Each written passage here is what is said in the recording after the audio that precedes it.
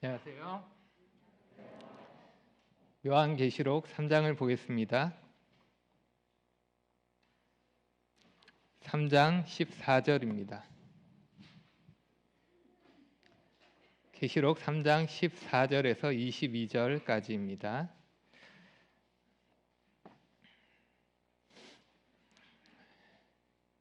오늘은 주 없이 사는 교회는 들을지어다 라는 제목으로 말씀을 나누겠습니다. 주 없이 사는 교회는 들을지어다. 일주일 전 지난 13일에 울진과 삼척 지역에 열흘째 계속되었던 산불이 진화되었습니다. 역대 산불 중 가장 긴 시간으로 213시간을 기록했고 피해 면적이 축구장 3만 개, 서울의 3분의 1에 해당하는 지역이 불탔습니다.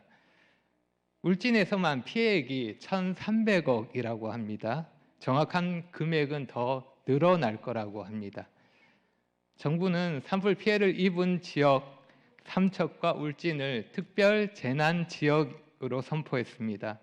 이에 따라 산불 피해에 대한 복구비를 지원받게 되어서 지자체의 재정적인 부담을 덜 수 있게 되었습니다. 그리고 피해 주민에 대해서 재난지원금과 함께 지방세 납부 유예, 공공요금 감면 등 간접적인 지원도 시행된다고 합니다.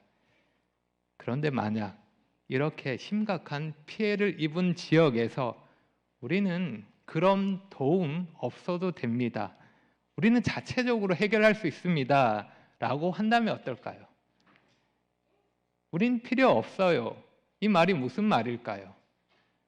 그만큼 우리는 돈이 많다는 말입니다. 그 정도는 감당할 수 있는 부자라는 말이 됩니다. 오늘 우리가 살펴볼 계시록의 7번째 교회 라오디게아 교회인데 라오디게아 도시가 그러했습니다.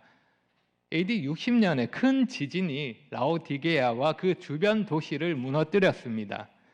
그런데 라오디게아는 다른 도시들과는 달리 로마의 재정적인 지원을 받지 않았습니다. 스스로 도시를 재건했습니다. 로마의 역사가 타키투스는 이렇게 기록합니다. 라오디게아는 스스로의 재정적인 힘으로 폐허에서부터 일어섰으며 우리로부터 어떤 도움도 받지 않았다. 그만큼 라오디게아는 부자였다는 사실을 말해줍니다. 그러면 라오디게아는 어떻게 이렇게 부자가 되었을까요? 학자들은 공통적으로 3가지 요소를 언급합니다. 3가지: 금융, 양모, 의료입니다.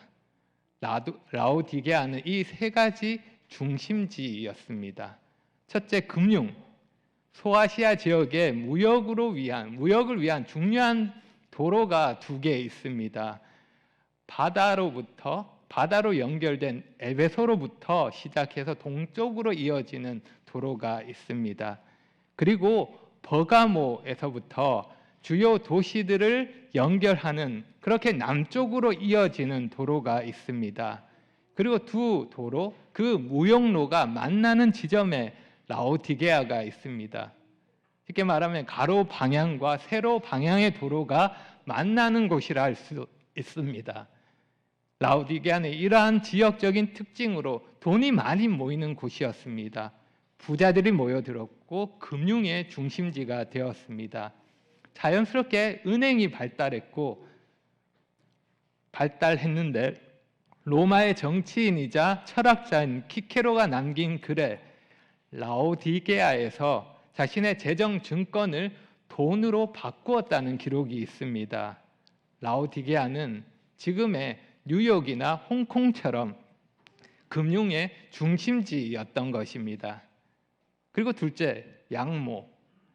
라오디게아는 비옥한 땅을 가지고 있었고 그 땅은 좋은 목초지가 되었습니다. 그래서 양을 키우는데 적합했습니다. 양모를 생산하는 다른 도시들도 있었지만 라오디게아에서 생산되는 양모는 윤기가 나고 품질이 좋아서 특별히 더 사람들에게 인기가 많았습니다. 라오디게아 양모로 만든 옷을 트리미타라고 불렀는데 오늘날 명품처럼 하나의 브랜드 이름으로 생각할 수 있습니다. 그래서 사람들은 라오디게아를 트리미타를 만드는 지역이라는 이름에서 트리미타리아라고 라오디게아를 불렀습니다. AD 451년 칼케돈 공의회에서 라오디게아를 트리미타리아라고 불렀던 공식적인 기록이 있습니다. 그리고 셋째, 의료. 라오디게아에는 의료 학교가 있었는데 지금으로 치면 의과대학이라고 할 수 있습니다.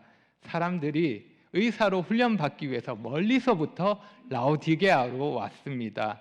이 학교에는 유명한 의사들이 있었는데 당시의 주화 동전에 새겨지기도 했습니다. 이렇게 실력 있는 의사, 라오디게아의 의사들이 병을 치료하는 약을 개발했는데 특히 사람들에게 인기 있는 약이 안약이었습니다. 안약은 풍토병이었던 눈병의 효과가 좋아서 사람들의 인기가 많았고 라오디게아의 큰 수입원이 되었다고 합니다. 역사적인 배경을 참고해서 라오디게아를 살펴보았습니다. 라오디게아가 어떻게 부자가 되었는지, 왜 돈이 많았는지 이해가 되십니까? 네. 그런데 문제는 라오디게아의 이러한 부요함이 교회에게도 영향을 주었다는 것입니다. 그런 라오디게아 교회에게 주님께서 말씀하십니다. 본문을 제가 읽겠습니다.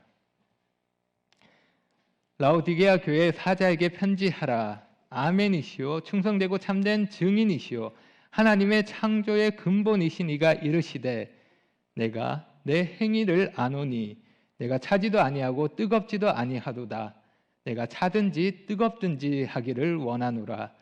내가 이같이 미지근하여 뜨겁지도 아니하고 차지도 아니하니 내 입에서 너를 토하여 버리리라. 내가 말하기를 나는 부자라 부요하여 부족한 것이 없다 하나 내 공고한 것과 가련한 것과 가난한 것과 눈먼 것과 벌거벗은 것을 알지 못하는도다. 내가 너를 권하노니 내게서 불로 연단한 금을 사서 부요하게 하고 흰 옷을 사서 입어 벌거벗은 수치를 보이지 않게 하고 안약을 사서 눈에 발라 보게 하라. 무릇 내가 사랑하는 자를 책망하여 징계하노니 그러므로 내가 열심을 내라 회개하라. 볼지어다 내가 문 밖에 서서 두드리노니 누구든지 내 음성을 듣고 문을 열면 내가 그에게로 들어가 그와 더불어 먹고 그는 나와 더불어 먹으리라.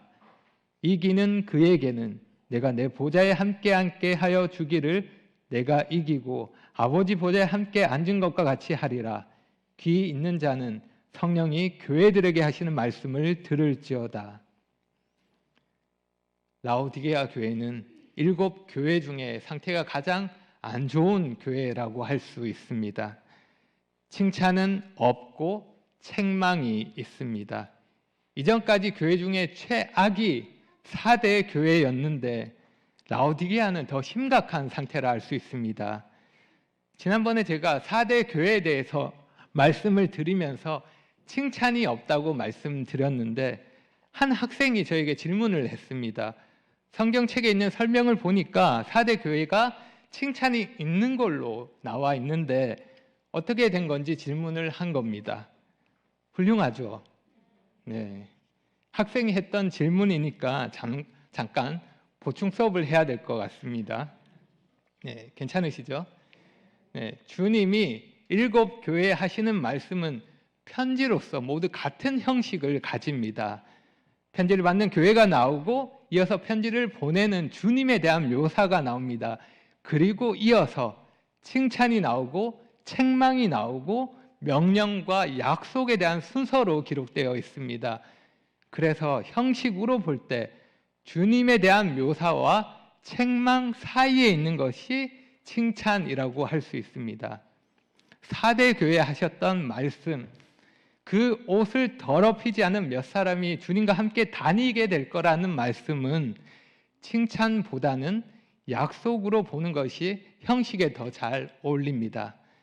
그리고 내용으로 볼 때 4대 교회에 몇 사람이 신실했다는 말, 그 말이 교회에 대한 칭찬이 될까요?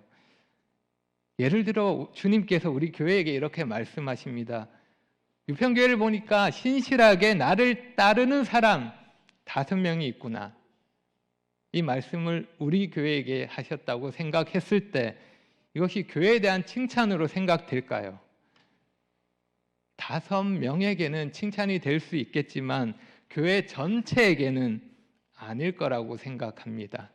그래서 저는 형식이나 내용에 대해서 그렇게 생각해서 4대 교회는 칭찬이 없다고 말씀드렸습니다. 물론 칭찬으로도 볼 수 있고 견해 차이가 있을 수 있는 내용입니다. 이해가 되셨나요? 네, 그럼 보충 수업을 마치고 다시 라오디게아로 돌아옵니다. 라오디게아 자꾸 발음이 어려워서 꼬이는데 네, 라오디게아로 돌아옵니다. 4대 교회는 그래도 몇 사람이 있었는데 라오디게아는 어떻습니까? 없습니다. 칭찬이라고 말할 수 있는 조금의 여지도 없습니다.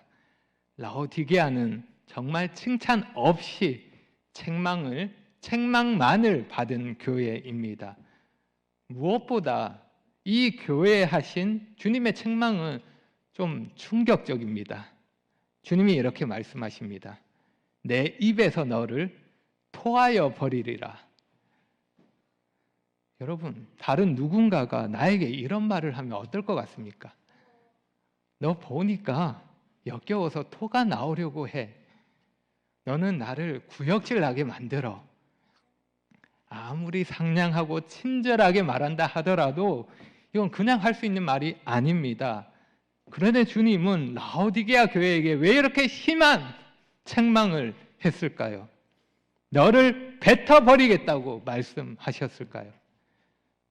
도대체 라오디게아 교회가 무엇을 그렇게 잘못했기에 그 상태가 어떠했길래 주님께서 이러한 책망을 하셨을까요? 궁금하십니까? 지금부터 라오디게아 교회의 문제가 무엇인지 살펴보겠습니다. 15절과 16절입니다. 내가 내 행위를 아노니 내가 차지도 아니하고 뜨겁지도 아니하도다. 내가 차든지 뜨겁든지 하기를 원하노라. 내가 이같이 미지근하여 뜨겁지도 아니하고 차지도 아니하니 내 입에서 너를 토하여 버리리라. 주님은 라오디게아 교회의 행위를 말씀하십니다. 내가 내 행위를 아노니. 행위는 개인의 영적인 상태에 따라 나타나는 결과라고 할 수 있습니다. 영적 상태에 따라 나타나는 열매라고 할 수 있습니다. 그들의 행위를 통해서 그들의 상태를 알 수 있는 것입니다. 라오디게아 그 행위를 봤을 때 그들의 영적인 상태가 어떠했습니까? 차지도 않고 뜨겁지도 않았습니다. 미지근했습니다. 근데 생각해보면 적당한 온도로 미지근한 게 몸에 더 좋은 것 아닐까요? 라오디게아 도시의 특징을 알면 이 말씀의 의미를 더 잘 이해할 수 있습니다. 돈이 많이 풍족했고 부족한 것이 없었던 라오디게아에 한 가지 부족한 것이 있었습니다. 그것은 물이었습니다. 라오디게아 인근의 강은 물살이 세지 않아서 끌어오기가 쉽지 않았습니다. 물을 끌어오기가 쉽지 않았습니다. 게다가 건기에는 강이 말라버려서 그마저도 이용할 수 없었습니다. 그래서 라오디게아는 북쪽으로 10km 정도 떨어진 곳에 있는 히에라불리에서 물을 끌어왔고 동쪽으로 16km 정도 떨어져 있는 골로새에서 물을 끌어왔습니다. 북쪽의 히에라불리에서는 석회 성분이 다량 함유되어 있는 온천수가 유명했는데 피부염 치료에 효능이 있다고 알려져서 많은 사람들이 찾아왔습니다.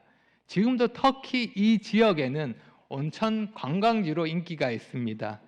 파묵칼레라고 하는데 세계 문화유산으로도 등재되어 있습니다. 그리고 동쪽 골로새에는 카드모스라는 높은 산이 있었는데 산에서 내려오는 순수하고 시원한 물이 사람들에게 유용하게 사용되었습니다.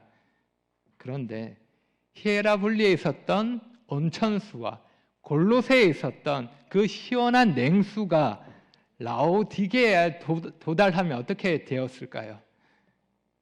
더 이상 뜨겁지도 않고 더 이상 차갑지도 않은 미지근한 상태가 되었습니다.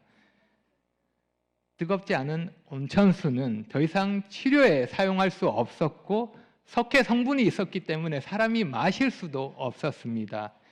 모르고 그 물을 마셨다면 어떻게 할까요? 그냥 뱉어버리게 되는 것입니다.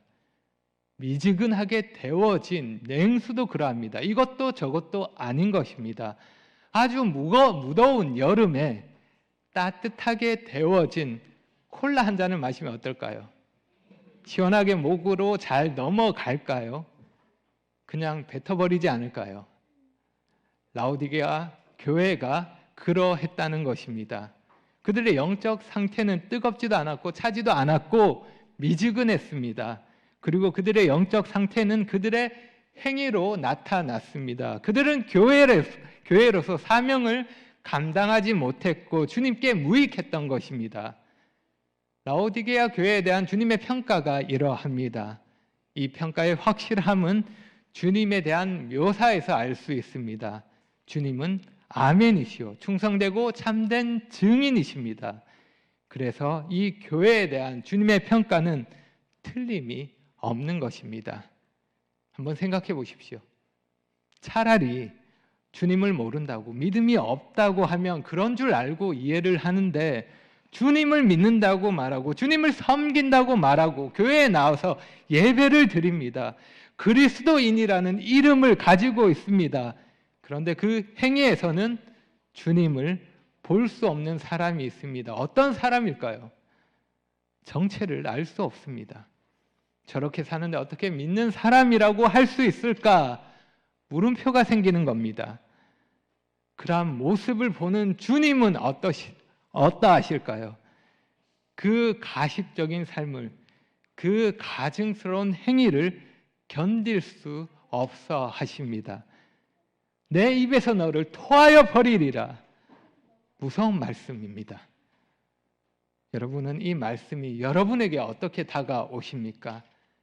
심각하게 생각되십니까? 이 말씀은 단지 무늬만 그리스도인으로 사는 그런 몇몇 사람들에게만 적용되는 말씀일까요? 우리는 어쩌면 주님을 향한 뜨거움이 식는 것을 너무 당연하게 생각합니다. 시간이 지나면 겪게 되는 자연스러운 과정이라고 생각합니다. 그래서 갓 구원받고 뜨거움으로 수고하는 사람을 보면 나도 그럴 때가 있었다고 생각합니다. 지금 내가 그렇지 않은 것을 문제라고 생각하지 않는 것입니다. 영적으로 미지근하게 살아도 괜찮다고, 그래도 된다고 생각하는 것입니다. 아닙니다. 괜찮지 않습니다. 주님은 이것도 저것도 아닌 미지근한 상태를 미워하십니다. 엘리야가 바알 선지자와 대결할 때 이스라엘 백성에게 이렇게 말했습니다. 너희가 어느 때까지 둘 사이에서 머뭇머뭇 하려느냐? 여호와가 만일 하나님이면 그를 따르고 바알이 만약 하나님이면 그를 따를지니라. 언제까지 주님과 세상 사이에서 머뭇머뭇하면서 인생을 낭비해야 하겠습니까? 그래도 될 만큼 우리 인생은 길지가 않습니다. 한 번뿐인 우리의 인생에서 주님이 그런 우리에게 원하시는 것은 머뭇하는 것이 아닙니다. 주님이 우리에게 원하시는 것은 열심입니다. 주님께서 명령하십니다. 19절을 보겠습니다. 무릇 내가 사랑하는 자를 책망하여 징계하노니 그러므로 내가 열심을 내라, 회개하라. 라오디게아 교회에게 하신 충격적이고도 무서운 주님의 책망은 라오디게아 교회를 향한 주님의 사랑에서 나온 것입니다. 주님은 사랑하는 자를 징계하시고 사랑하는 자를 책망하십니다. 정말 사랑하시기에 때로는 엄하게 대하시고 때로는 회초리를 드시는 것입니다. 그것이 진짜 사랑이기 때문입니다. 라오디게아 교회를 사랑하시는 주님께서 그 교회에 대해서 열심과 회개를 명령하십니다. 그들은 회개함으로 열심을 내야 했습니다. 이것이 라오디게아 교회의 문제입니다. 그들의 문제는 열심의 부재라고 할 수 있습니다. 그들에게 열심이 없었습니다. 그것이 문제였습니다. 열심의 부재. 그런데 이 문제를 더 심각하게 만드는 또 다른 문제가 있습니다. 17절입니다. 내가 말하기를 나는 부자라 부유하여 부족한 것이 없다 하나 내 공고한 것과 가련한 것과 가난한 것과 눈먼 것과 벌거벗은 것을 알지 못하는도다. 문제를 더 심각하게 만드는 문제를 모르는 겁니다. 문제를 모르면 문제는 더 심각하게 됩니다. 이것을 반성의 부재라고 할 수 있습니다. 반성의 부재. 반성은 자신에 대해서 잘못이나 부족함이 없는지 돌이켜 생각하는 것을 말합니다. 그것이 반성입니다. 라오디게아 교회는 반성이 없습니다. 그래서 자신의 모습을 보지 못하는 겁니다. 자신의 잘못이 무엇인지, 자신의 부족함이 무엇인지 생각하지 못하고 오히려 괜찮다고 생각합니다. 그들이 말합니다. 나는 부자라, 부유하고 부족한 것이 없다. 착각이고 무지입니다. 문제를 더 심각하게 만드는 것입니다. 교회가 물질적인 풍요에 빠져서 부족함을 느끼지 못합니다. 반성이 없는 삶을 삽니다. 자기 만족에 빠져서 스스로를 점검하지 못하는 것입니다. 그런데 라오디게아 실상은 어떠했습니까? 괜찮았습니까? 아닙니다. 그들은 스스로를 부자라고 말했지만 주님은 가난하다고 말씀하십니다. 자신의 부를 자랑하며 그들이 만든 명품 트리미타를 입으며 좋은 옷으로 자신을 꾸미고 있었지만 주님은 그들을 향해 벌거벗었다고 말씀하십니다. 그들이 자랑하는 효과 만점인 안약을 가지고 자신만만했지만 그렇게 살았지만 주님은 그들을 향해 앞을 보지 못한다고 말씀하십니다. 눈먼 자라고 말씀하십니다. 그들은 영적으로 파산한 상태였습니다. 비참한 상태라는 것입니다. 물질적으로는 부요했지만 영적으로는 가난했고 병들었고 헐벗었습니다. 서머나 교회와는 정반대입니다. 가난했지만 영적으로 부요했던 서머나와는 달리 라오디게아는 부자였지만 영적으로는 궁핍했습니다.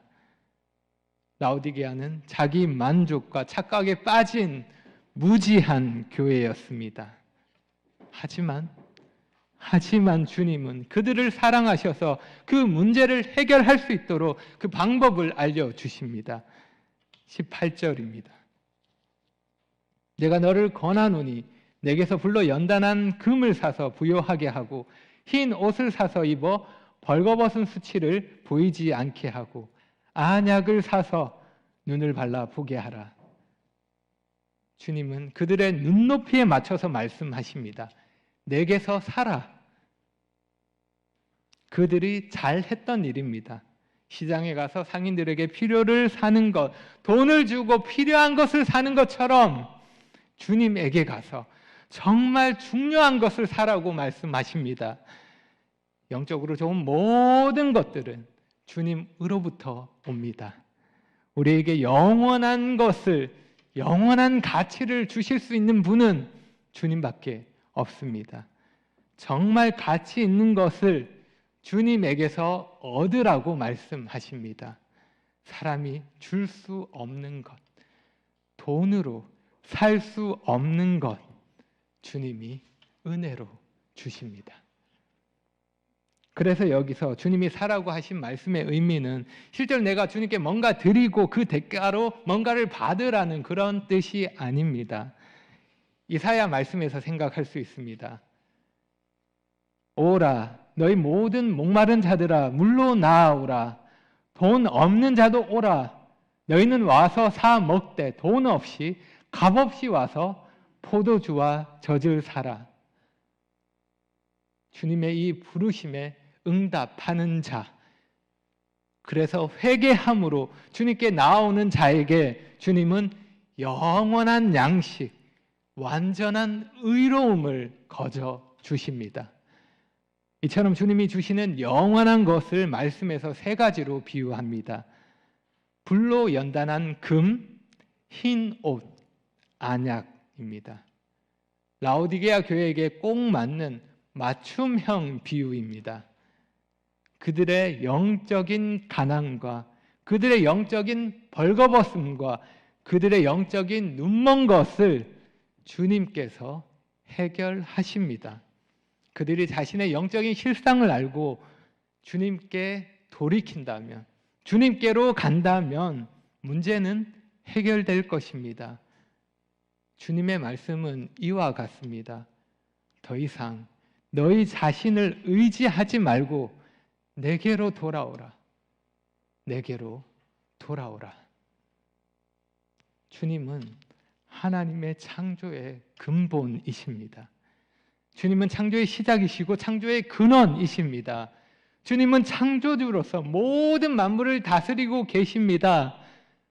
라오디게아 교회가 물질적인 부와 성취에 빠져서 자신의 힘과 자신의 능력으로 그 모든 것을 이루었다고 생각하고 있었지만, 그래서 자신을 의지하고 있었지만 사실 모든 것을 다스리고 통제하고 계시는 분은 주님이십니다. 그래서 우리는 이제 라오디게아 교회의 문제, 그 근본적인 문제가 무엇인지 생각할 수 있습니다. 문제의 핵심이 무엇입니까? 핵심적인 문제는 주님의 부재입니다. 주님의 부재. 주님이 없습니다. 그것이 진짜 문제입니다. 그들의 삶에 주님이 없습니다. 그들은 주님 없이 자기 힘으로 살아갑니다. 부족함이 없게 주님을 찾지 않습니다. 주님 없이 살아도 괜찮다고 생각합니다. 문제 없다고 생각합니다. 자신의 상태가 어떠한지 모르는 것입니다. 그래서 열심도 없습니다. 그저 그런 미지근한 상태로 사는 겁니다. 그래서 자신을 돌이키고 점검하는 반성도 없습니다. 그래서 라오디게아의 문제는 주님의 부재로 나타나는 결과라고 할 수 있습니다. 근본적인 문제는 주님 없이 사는 것입니다. 그들이 어떻게 말합니까? 나는 부자라, 부요하여 부족한 것이 없다. 좀 더 의미를 살려서 번역하면 이렇게 말할 수 있습니다. 나는 부자다, 나는 부요하다, 나는 부족한 것이 없다. 강조점이 나에게 있습니다. 내가 그렇게 한다는 것입니다. 내 힘으로 부자가 되었습니다. 나에게 충분한 능력이 있습니다. 그래서 나에게는 부족한 것이 없습니다. 부족함이 생기더라도 언제든 내가 내 힘으로 그 부족함을 채울 수 있습니다. 나에게 그런 힘이 있기 때문입니다. 나에게 능력이 있기 때문입니다. 그래서 주님이 필요하지 않습니다. 주님 없어도 괜찮다고 그렇게 착각하며 사는 것입니다. 주 없이 사는 것. 이 심각한 문제. 이 심각한 문제가 라오디게아 교회만의 문제일까요? 오늘날 많은 교회들이 이와 같은 문제를 겪고 있습니다. 아니, 다른 교회가 아니라 우리는 어떠합니까? 여러분, 우리는 이 문제에 대해서 예외가 될 수 있을까요? 이 문제에 대해서 아니라고 말할 수 있을까요? 저는 개인적으로 오늘 말씀을 준비하면서 좀 힘들었습니다. 말씀 준비가 쉬웠던 적은 없지만 오늘 말씀은 특히 더 힘들었습니다. 본문을 연구하는 그런 어려움을 떠나서 이 말씀의 무게가 무거웠기 때문입니다. 너무 찔림이 되었기 때문입니다. 말씀을 준비하면서 여러 번 반복해서 듣고 들었던 찬양이 있는데 Can't live a day라는 찬양입니다. 이런 가사가 있습니다. I can't live a day without you. 주 없이 하루도 살 수 없네. 그냥 눈물이 계속 났습니다.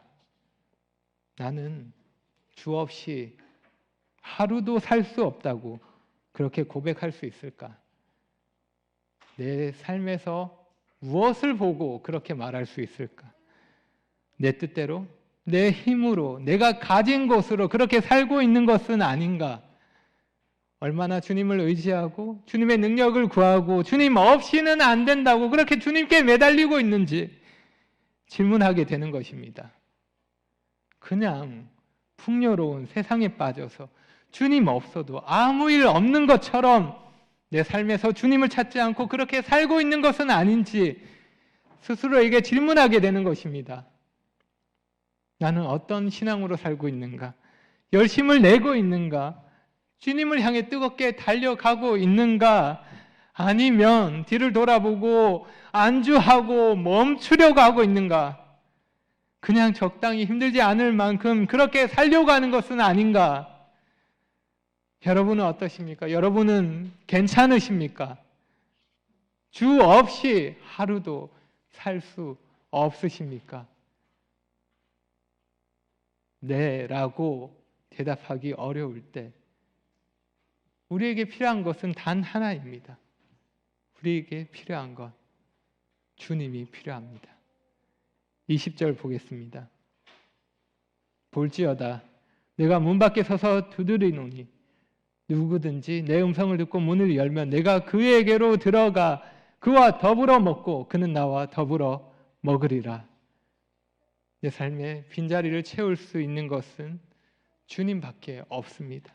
내 마음의 공허함을 채울 수 있는 것은 주님밖에 없습니다.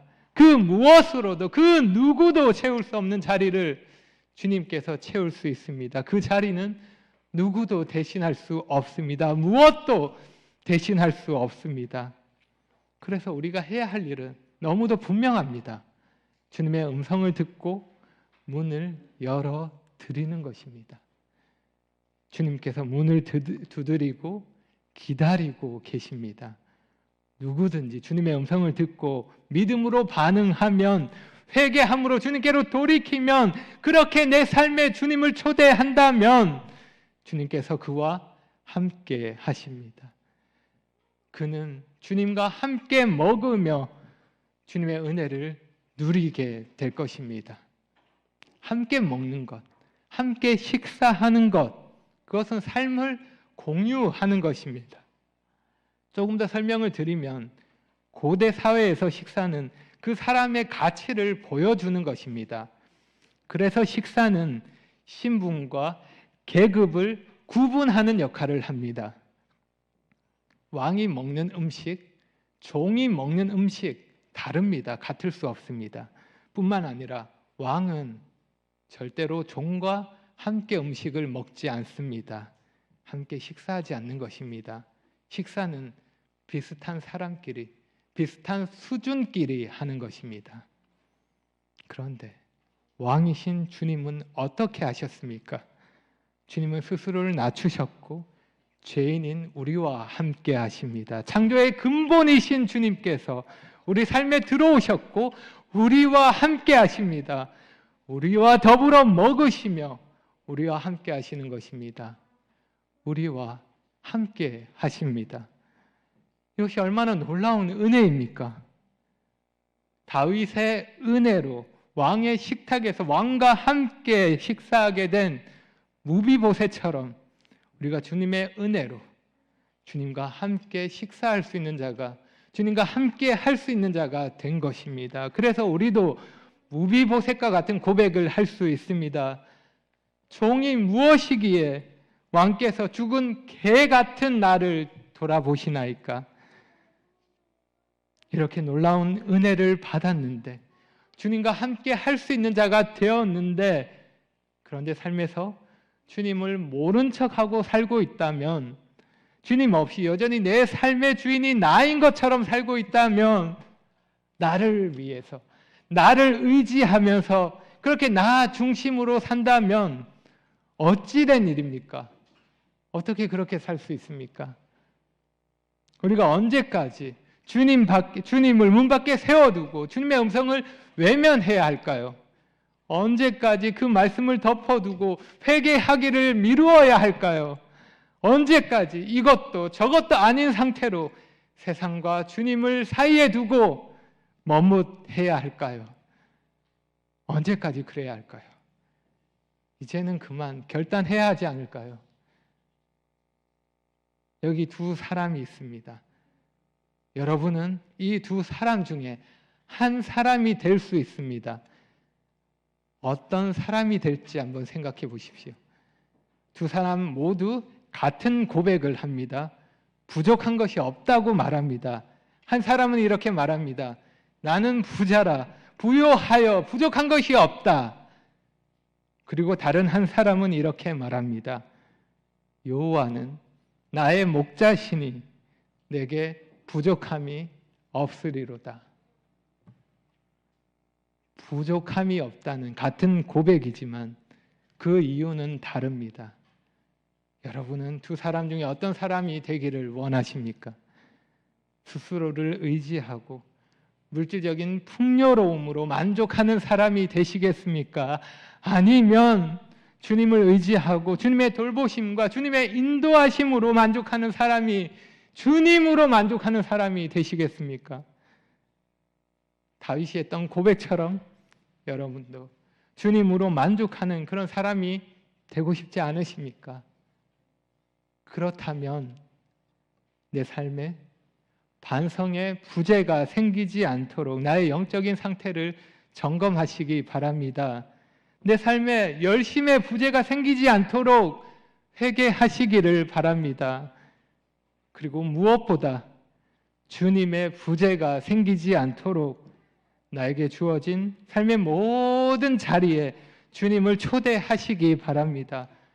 나 혼자를 위한, 나 혼자만의 은밀한 자리는 없습니다. 주님을 초대하십시오. 그것이 어떤 자리든지 주님을 초대하시기 바랍니다. 주님과 함께 하십시오. 주님을 간절히 구하시기 바랍니다. 우리가 어디 있든지, 우리가 무엇을 하든지 주님은 우리와 함께 하시고 주님은 우리와 함께 하실 수 있습니다. 그런 주님을 범사에 인정하시기 바랍니다. 주님은 원하십니다. 주님은 우리에게 잠깐 있다가 사라지는 부요함이 아니라 영원한 부요함을 주시기를 원하십니다. 주님은 원하십니다. 주님은 우리 눈을 열어서 정말 가치 있는 귀한 것을 보여주기를 원하십니다. 주님은 원하십니다. 주님은 우리의 허물과 죄를 덮어주시고 주님의 의로움으로 우리를 옷 입혀 주시기를 원하십니다. 주님은 원하십니다. 주님은 우리의 필요를 채우시고 우리가 참된 만족을 누리기를 원하십니다. 그래서 주님은 문을 두드리고 계십니다. 기다리고 계십니다. 여러분은 그 문을 열고 여러분의 삶에 주님을 초대하시겠습니까? 마지막으로 22절 말씀을 읽겠습니다. 귀 있는 자는 성령이 교회들에게 하시는 말씀을 들을지어다. 말씀을 듣고 합당하게 반응하는 우리 모두가 되기를 원합니다. 기도하겠습니다.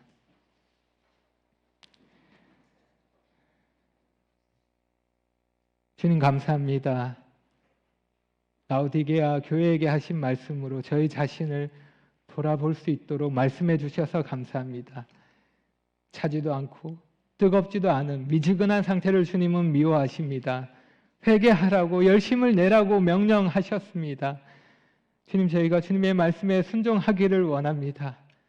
저희 영적 상태를 점검하며 돌이키고 주님이 원하시는 모습이 되기를 원합니다. 그렇게 살기를 원합니다.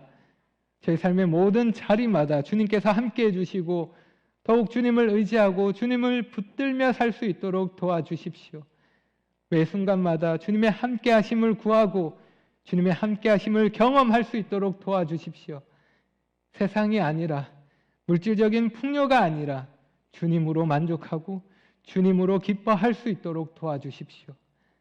주님, 그리하여서 주님 없이는 하루도 살 수 없다고 고백하는 우리 모두가 될 수 있도록 은혜로 함께해 주시기를 구합니다.